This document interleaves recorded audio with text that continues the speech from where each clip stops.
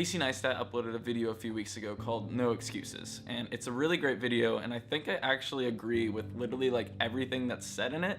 But within this video, there's this narrative crafted that, if misinterpreted, can actually be pretty detrimental and have dangerous implications, not just for people in general, but especially for this YouTube community. Here's what Casey is saying. This is you, and here are your dreams and aspirations and all that stuff. What stands between you and your dreams and aspirations are obstructions. What you have to overcome to achieve your dreams. And I agree with this, even though it's somewhat extreme. It goes with that Walt Disney quote that says, "All our dreams can come true if we have the courage to pursue them." But this line of thinking can be so easily misinterpreted because it clearly separates us in the present from our dreams in the future, encouraging this sense of achieving my dreams will bring me success. If I can only achieve my dreams, I'll be happy. If I can only achieve my dreams, I'll reach fulfillment. None of which are true. One example that Casey gives in his video is Jim Carrey, who is homeless for a few months while growing up and had to drop out of high school and become a janitor to help support his family, later becoming one of the most successful comedians of all time. But do you remember what happened to Jim Carrey after he achieved all this fame, wealth, and success? He literally forgot who he was as a person and had to drop out of the spotlight completely. What came from losing yourself in a character and then realizing that you're a character has been playing you your whole life? How's life? Everything good? You know, it's so beautiful. It really is, especially when I'm absent from it. We're all trying to add things to ourselves so that we can finally define ourselves, and then everybody will get us and they'll go, okay, this is what you are. And then if you actually get there, you will find it so empty that you'll realize that's really not what it's about. Achieving your dreams will never give you lasting happiness. It's so obvious and simple, but for some reason our minds always default to, if only I could have this, then I'd be happy. That's not how happiness works. And it really just breaks me when I see friends and family members and peers and people who I respect falling into this trap that happiness, fulfillment, and contentment will come once you achieve your dreams. This is all I ever wanted. And why the f*** am I so fucking unhappy? It doesn't make any f***ing sense. You know what I mean? Because, like, this is literally my f***ing dream. And I'm fucking so unfucking happy. It doesn't make any fucking sense. It's so stupid. It is so stupid.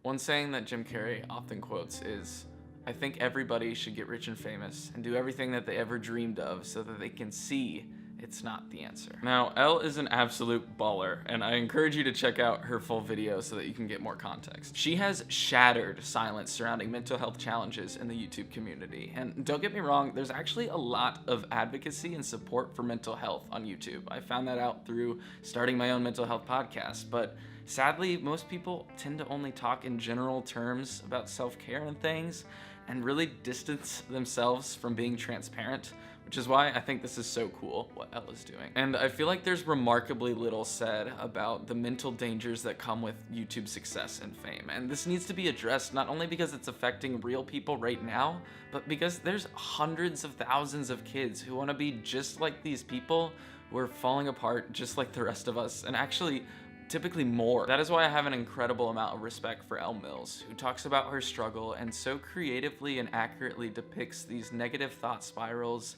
and this blindness to truth and reason and these feelings of lostness and loneliness that are so closely attached to things like depression and anxiety. So thank you, Elle. We should be standing strongly by her side so that we don't make similar mistakes based off of false assumptions. Thankfully, I see part of a solution in this man, Quentin, who Casey interviews in his video.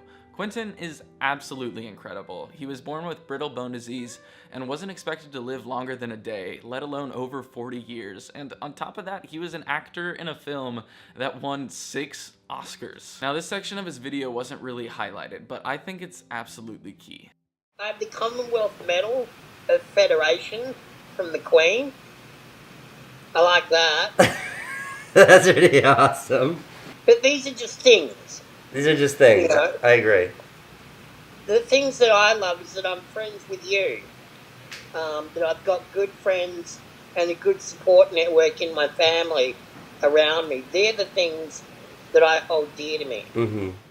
And with that, I want to give you 3 parallel ambitions that should really be the foundation of what you build your dreams out of. Deepen your relationships, serve your community, and create and collaborate with a purpose. This video is mostly about a problem that I see, but I still want to briefly give you part of a solution. You can deepen your relationships by 1, messaging and calling your friends frequently, especially calling up a friend you haven't talked to in a while.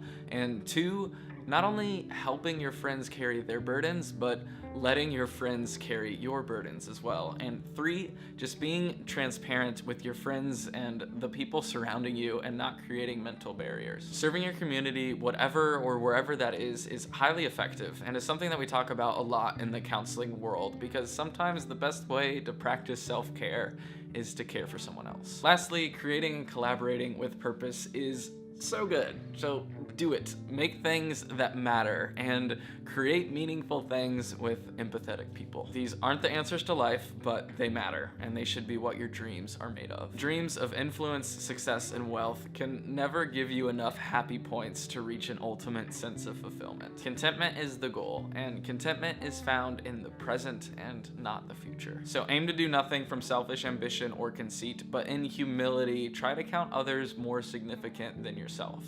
That is an impossible noble aim, but in order to make progress, you're going to have to aim for some things you will fail at. I wish I had more time to talk about these things in depth, but let me know what you think in the comments. For anyone struggling with the frailty of their mental health right now, it is okay to not have the answers, and it's okay to feel negative emotions strongly, but there is help and there is hope. I'm gonna leave a link in the description where you can find some resources. Thanks for watching.